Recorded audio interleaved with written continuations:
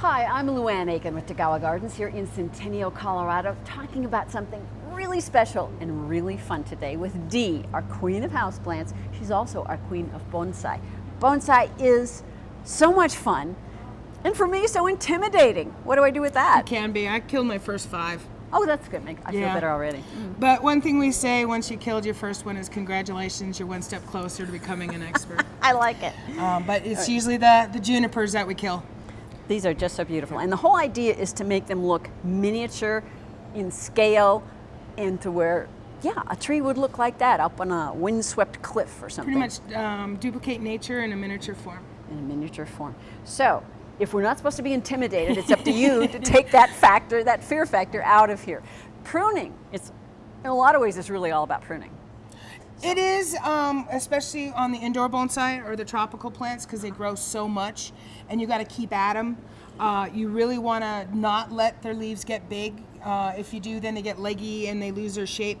So you want to follow that stem all the way down to where there's a tiny leaf, and you just cut just above that. And you do that all over the plant. It's going to be naked. It will, but then it's going to just grow like crazy, Okay. And whereas with the outdoor bonsai, the plants that need cold temperatures, and that's one reason why I killed these, is because I didn't keep them cool enough in the winter. They only get pruned once a year when they're in a candle form. And that's how we kill them. Candle, that new tender growth. Right. We try to prune them in the wrong time of year, and then they get ugly. They get these little brown tips all over them, and then it takes a few years to clean that up. 30 seconds. Show me what you can do to just clip it back or just go for it. Let's see. That's part of the intimidation factor. I'm afraid because I can't Don't be afraid. And the key is to cut back to the closest leaf that's the smallest. So I'm looking for a tiny leaf.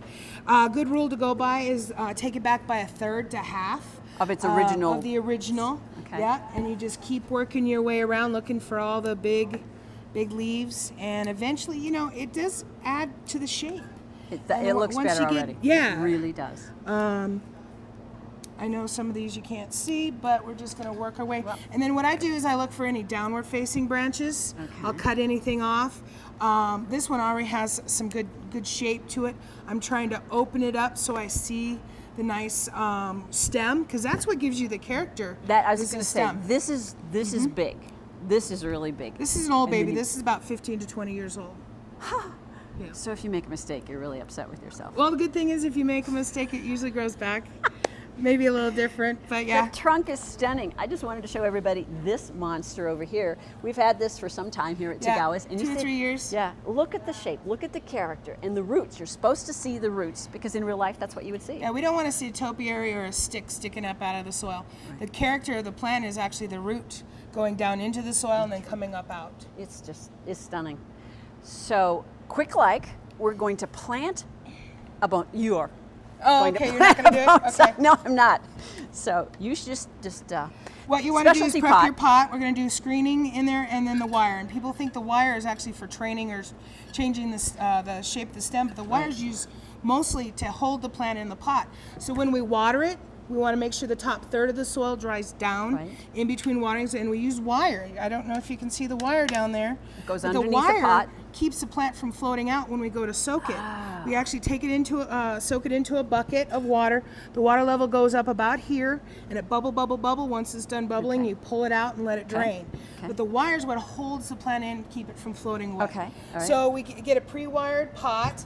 Then these are specialty bonsai pots. This is not your average pot. They usually have very large holes in the bottom of the pot.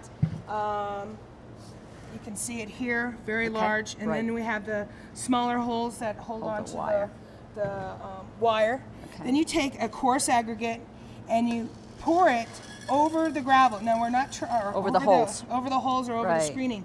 You don't want to try to make a layer. Okay. It's just trying to cover that. That keeps the roots from filling in or going out through the bottom. Okay. Then we take bonsai soil, which is a baked clay base type soil media. Really loose? It is loose, but it has very coarse, it looks like perlite, but it's actually calcite clay. Okay. It doesn't break down. Okay. So that goes in like so, and I know we're going to try to do this really, really quick.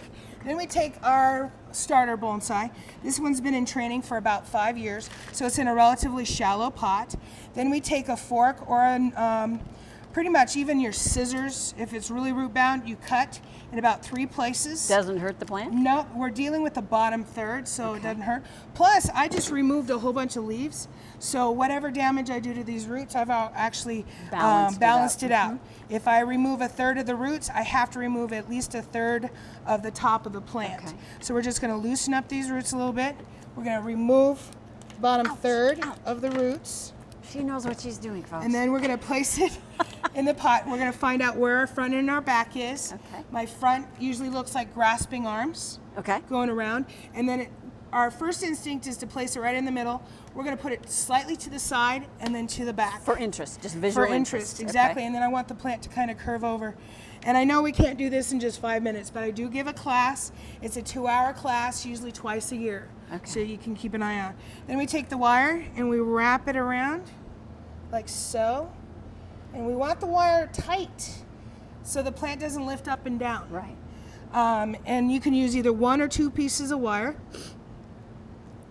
And while she's doing this, the class is great. I've actually taken it. I still had some residual fear. But it's so much fun to watch her just go to work on some of these plants. We have tons of bonsai here at Tagawa's. We have lots of pots. I know you're going to tell me you're going to leave this a little mounded, a little up out of the pot. We call that a berm, exactly. A berm, okay. So come learn about berms, come learn about bonsai, come pick Dee's bonsai brain. Come see us at Tagawa's. We'd be so happy to help you be green and grow. If you like this video, feel free to share it with a friend, and come see us at TagawaGardens.com for more videos like this. You'll also find us on Facebook and Twitter.